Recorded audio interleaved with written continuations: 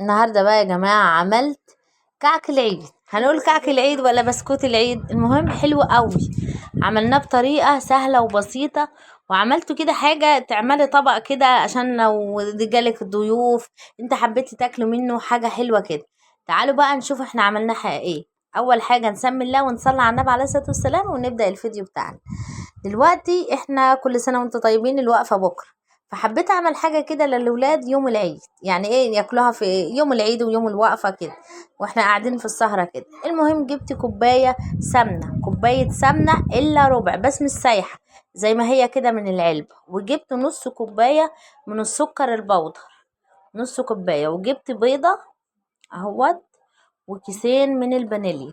لو عندك فانيليا سايلة ممكن تضيفي معلقة صغيرة او كيسين زي ما انا بعمل كده براحتك. المهم دوبي كويس جدا جدا جدا لحد ما البيضة تروح خالص خالص وتفتح معاكي كده زي ما انت شايفه. معايا بقى كوبايتين من الدقيق، هننزل بنص الكمية، والكمية التانية هنسيبها لما نشوف احنا هنحتاجها ولا لا. كوبايتين اتنين بالظبط من الدقيق.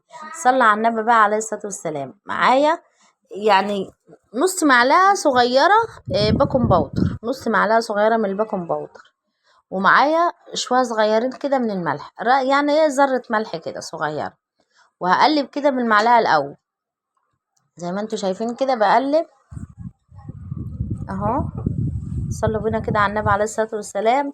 وطول النهار بقى بكرة الوقفة تقولوا لبيك اللهم لبيك، وعيد سعيد عليكم يا رب، وعليا وعليكم وعلى أمة محمد جميعا، وعلى كل اللي بيعمل لي لايكات واشتراكات، وكلكم حبايبي. ادعكي كده يعني عجني بس بصوابع ايديك. البسكوت بتاع اللي احنا بنعمله ده بسكوت العيد احنا مش بنعجنه، او بسكوت اي بسكوت احنا مش بنعجن بطراطيف صوابعنا كده زي ما انت شايفه كده. لمت معايا اهي، بسم الله ما شاء الله عليها، لمت معايا وبقت تمام. كوبايتين دي كانوا مظبوطين جدا.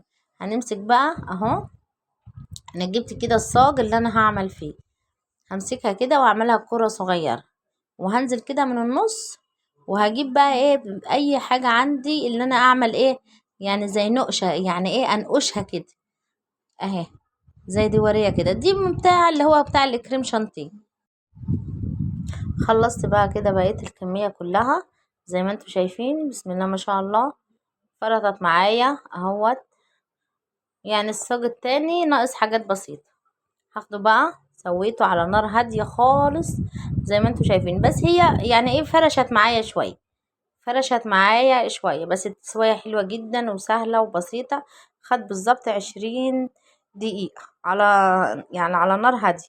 جبت بقى سيحت كده شوكولاتة، يعني ايه اقل من 100 جرام بكتير، سيحتها ونزلت بقى ايه في الدوريات اللي انا كنت عاملاها ديت، وحطيت بقى حطيت كده ان انا ايه بزينها، اللي انا بديها ايه شكل حلو برضو يفتح النفس، بدل ما تكون هي معمولة سادة كده. بس طعمه تحفة، طعمه حلو جدا يا جماعة.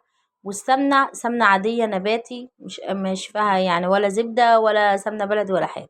جبت بقى الخرز اللي احنا بنبقى نجيبه نزين بيه ده اهوت، وحبيت برضو ان انا اعمل شكل حلو وزينت بيه كده اهو. صلوا بينا كده على النبي واهوت، زي ما انتوا شايفين شكله حلو ازاي، شكله حلو وطعمه احلى وخفيف كده يا جماعة وحلو قوي. ممكن تعملوا الطبق ده كده في العيد، حلو جدا ومناسب، يجالكوا ضيوف ولا حاجة ممكن نقدمه حلو يعني اهو. كل سنة وانتم طيبين، وشكرا جدا للتعليقات. بحبكم في الله، ويا رب يخليكم ليا ويجعلكم نعمة في حياتي. وادي الفيديو بتاعي، ويا رب يكون عجبكم، واشوفكم على الف خير في فيديو جديد. لو اول مرة بتشوفوني، انا اسمي نجوى ابراهيم. مش تنسوا بقى تصلوا على النبي عليه الصلاة والسلام، مش تنسوا تعملوا لايك اشتراك للقناة وتفعلوا الجرس عشان يوصلكم مني كل جديد. اشوفكم على الف خير في فيديو جديد، مع الف سلامة، باي باي.